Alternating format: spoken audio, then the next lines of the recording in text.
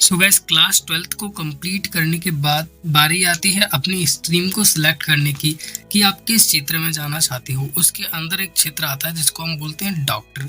तो हम एक अच्छा डॉक्टर कैसे बन सकते हैं, इसके लिए हमें बहुत सारे प्रोसेस से गुजरना होता है। उन्हीं में से एक और सबसे ज़्यादा इम्पोर्टेंट प्रोसेस है जिसको हम नीट बोलते हैं। अब इस नीट की हमें आवश्यकता होती कि हमें इस चीज़ को मैं आपको डिटेल के अंदर बताने वाला हूँ। सो वीडियो को विदाउट स्किप किए शुरू से लेकर एंड तक देखना, आपको एक एक चीज़ बिल्कुल क्लियर हो जाएगी कि हम एक अच्छे डॉक्टर बनने के लिए ये जो नीट का एग्जाम है इसकी क्या क्या इंपॉर्टेंस होती है और इसको कैसे क्लियर करते हैं। अदरवाइज अगर आपका कोई डाउट रहता है तो आप कमेंट सेक्शन में पूछ सकते हो। देखो, तो हम स्टार्टिंग डॉक्टर से ही करेंगे कि सपोज दैट कि आप एक अच्छा डॉक्टर बन चुके हो। एक अच्छा डॉक्टर बनने के लिए आपको बहुत सारे कोर्स में से कोई एक कोर्स करना होता है। फॉर एग्जांपल के लिए एमबीबीएस है, बीडीएस है, आयुष है और भी बहुत सारे कोर्स हैं।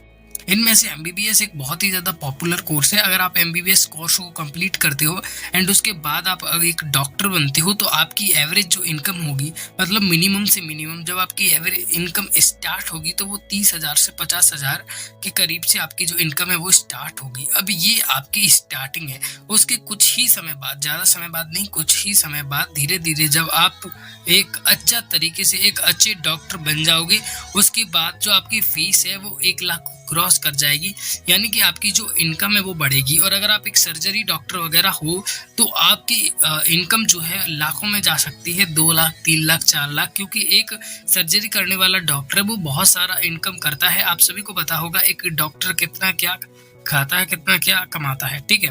तो अगर आपको एक डॉक्टर बनना है तो इन कोर्सेस, बहुत सारे कोर्सेस अवेलेबल हैं डॉक्टर बनने के लिए।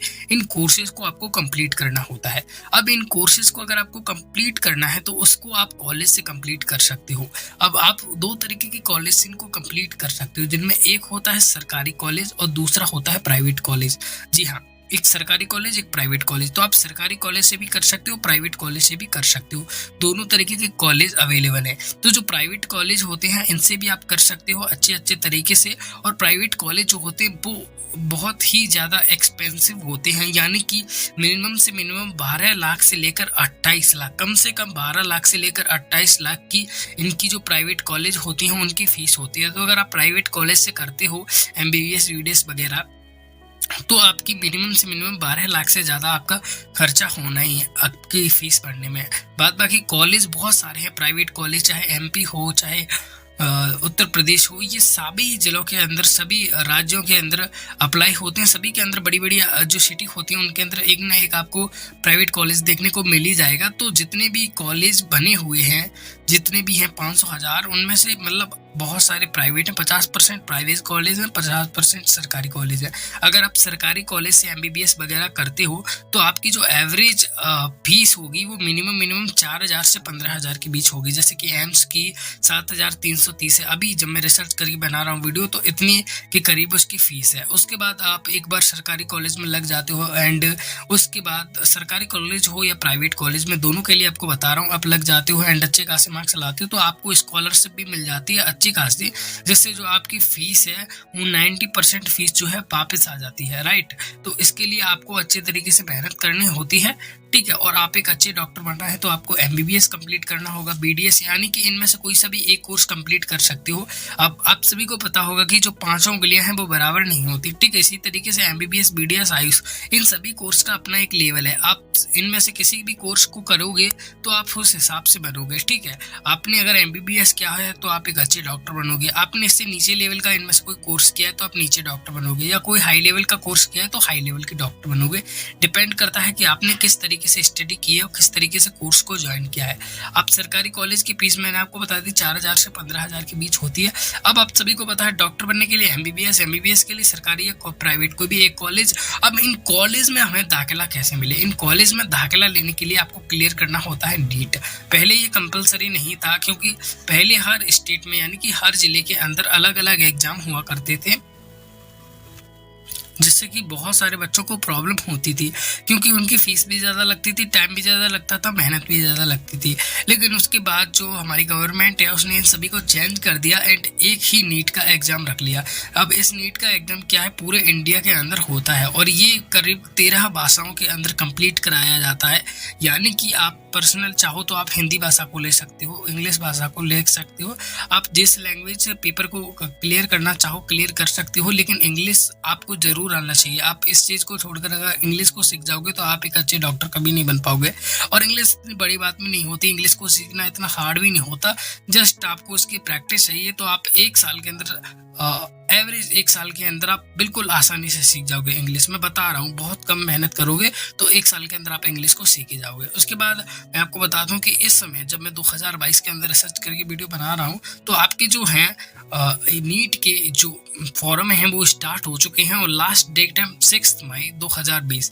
तो 6 मई 2022 तक अगर आप नीट का फॉर्म भरना चाहते हो तो भर सकते हो। और इसके लिए आपको ज़रूरी नहीं है कहीं पर जाएं, आप ये जो नीट का फॉर्म है वो ऑनलाइन भरा जाता है। तो इसके लिए आपको नज़दीकी किसी भी दुकान पर जाना है, वहाँ से आप कांटेक्ट कर सकते हो कि क्या वो फॉर्म भरने में सक्षम है। अगर नहीं तो आपका जो पड़ोसी कोई शहर वगैरह है वहाँ पर जाकर आप ये सब कर सकते हो। आपके पड़ोस में कोई भी शहर है या फिर कोई भी मतलब वहाँ का जो भी कंप्यूटर की दुकान पर कार्य करता है उससे आप पूछ सकते हो कि इसके बारे में थोड़ी डिटेल बताए, वो आपको कोई गाइडेंस बता देगा। अदरवाइज आपके गांव के पास या शहर हो अगर आपका तो उधर आप देख सकते हो, वहाँ पर आपको बहुत सारे बंदे मिल जाएंगे जो कि आपकी जो नीट का फॉर्म है वो भर देंगे। ठीक है, एवरेज ईयर 17 साल अगर आप क्रॉस कर चुके हो तो आप नीट का पेपर दे सकते हो। इसके लिए 12th पास जरूरी होना चाहिए और उसके अंदर एवरेज 50% से ऊपर मार्क्स आपके आने ही चाहिए। 17 जुलाई 2022 को आपका जो एग्जाम है वो होने वाला है नीट का। एंड इसके बारे में मैं अभी आपको और भी जानकारी देने वाला हूँ। तो आप सभी को पता चल गया होगा नीट क्या है। नीट कोई कोर्स वगैरह नहीं है, नीट जस्ट एक एग्जाम है। क्या है? नीट जस्ट एक एग्जाम है, ये कोर्स भी नहीं है। क्यों नहीं है इसको मैं बताता हूँ आपको। नीट जस्ट एक एग्जाम होता है, इसको अगर आपने क्लियर कर लिया, अच्छे मार्क्स इसके अंदर आप ले आए, एवरेज सरकारी कॉलेज में जाने के लिए आप 600 से ज़्यादा मार्क्स इसके अंदर ले आए तो आप सरकारी कॉलेज में आपका दाखिला हो जाएगा। 550 से ज़्यादा अगर आप नंबर लेकर आ जाते हो तो प्राइवेट कॉलेज के अंदर आपका दाखिला हो जाता है। इससे क्या है, आप अच्छे MBBS डॉक्टर भी बन सकते हो। तो इसके लिए आपको क्या है, नीट को अच्छे नंबर से पास करना जरूरी है। और नीट के अंदर कुछ नहीं आता, कुछ भी नया कोर्स नहीं होता। आपका जो 11th है और 12th है इससे बाहर कुछ भी नहीं आता। तो आपने 11th और 12th की अगर NCERT की बुक्स को अच्छी तरीके से पढ़ लिया तो उससे बढ़कर और भी कुछ आपके लिए है नहीं।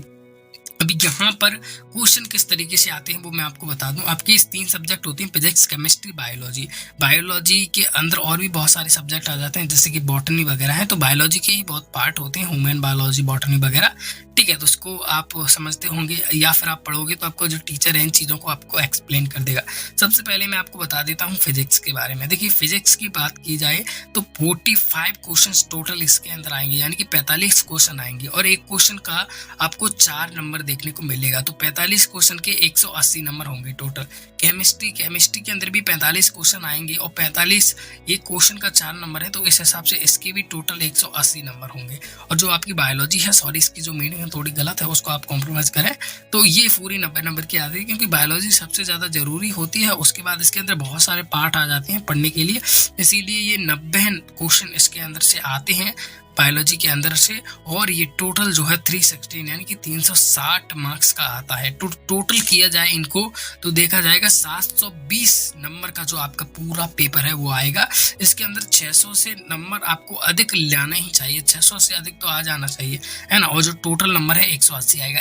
इस बार 2022 में जब मैं आपको बता रहा हूँ, मार्किंग स्कीम कुछ इस तरीके से है कि आपने मान लीजिए एक क्वेश्चन सही किया तो आपको उसके 4 नंबर मिलेंगे, लेकिन एक क्वेश्चन आपने गलत किया तो उसका 1 नंबर कटेगा भी। मान लीजिए आपके पास 2 क्वेश्चन है, आपने एक सही किया तो 4 नंबर मिले, दूसरा गलत किया तो 1 नंबर कटा, यानी कि क्वेश्चन में आपको टोटल 3 नंबर ही देखने को मिलेंगे।